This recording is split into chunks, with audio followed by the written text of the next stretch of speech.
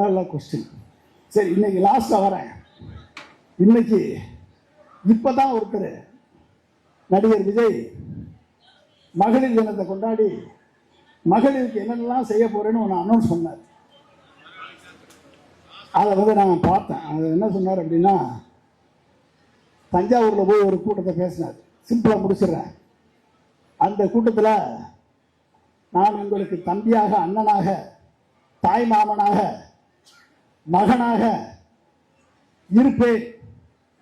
உங்களுக்கும் எனக்குமான உறவு எலெக்ஷனுக்காக வந்ததல்ல, இது எமோஷன் அப்படின்னார். வெறும் எமோஷன் அல்ல, ஓஷியானிக் எமோஷன் அப்படின்னார். நான் நினைச்சேன் ஒய்ஃப்கிட்ட எமோஷன் கிடையாது, பிள்ளைகிட்ட எமோஷன் கிடையாது, 2 பிள்ளைகிட்ட எமோஷன் கிடையாது, அப்பா அம்மாட்ட எமோஷன் கிடையாது, சொந்த வீட்டிலேயே எமோஷன் இல்லையே, நீ எப்படியா மக்கள்கிட்ட எமோஷனாக இருக்கு? இந்த கேள்விக்கு ஏதாவது பதில் இருக்கா?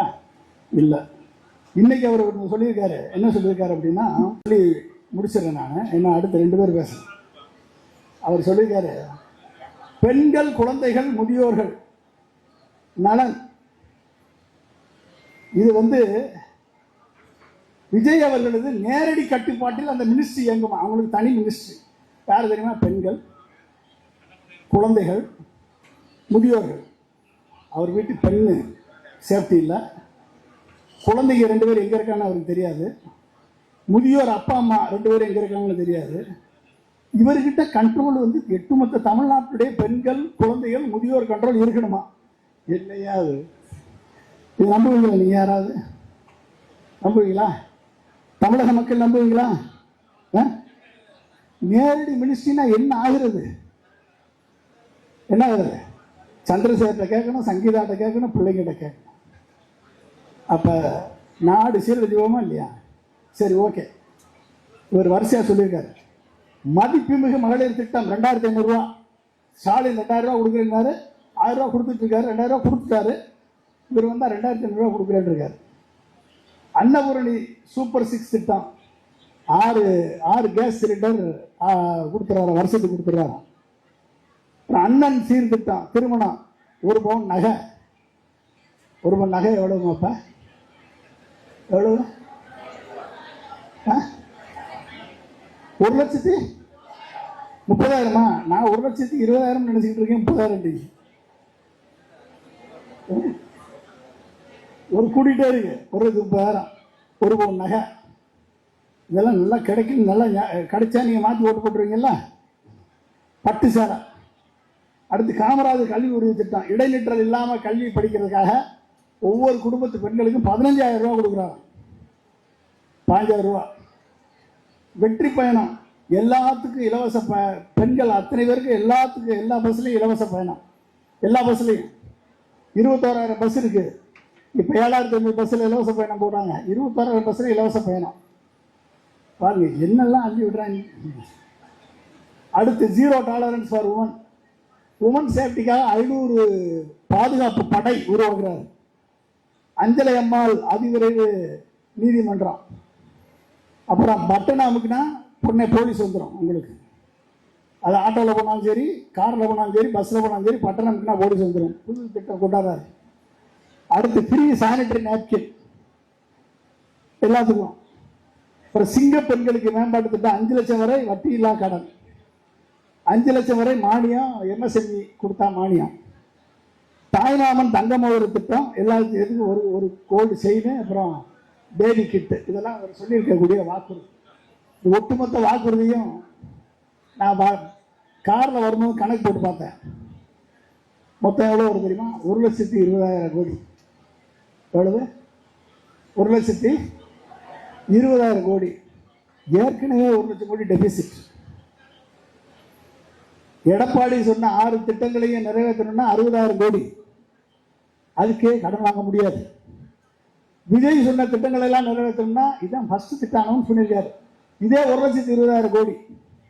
பட்ஜெட்னா என்னன்னு தெரியல, பிஸ்கட் என்னன்னு தெரியல. கடன் வாங்குறதுக்கு உன்னை விடுவானா விடாதன்னு வாங்குறதுக்கு திட்டம் போடணுமா இல்லையா? உங்கள் வீட்டில் குடும்பத்தில் நீங்கள் கடன் வாங்கணும்னா இவ்வளோதான் வாங்க முடியும் அப்படின்ற ஒரு அளவு இருக்கா இல்லையா? இது வாங்கினா தான் கட்ட முடியும்னு உங்களுக்கு தெரியுமா இல்லையா? கட்ட முடியாத கடன் வாங்கினா என்ன ஆகும்? கந்து வட்டி வாங்கினா என்ன ஆகும்? தூக்கு போட்டு தற்கொலை பண்ணி சாகணும். இது என்ன பிரச்சனை அப்படின்னா, விஜய் தான் தமிழகம், தமிழகம் தான் விஜய்.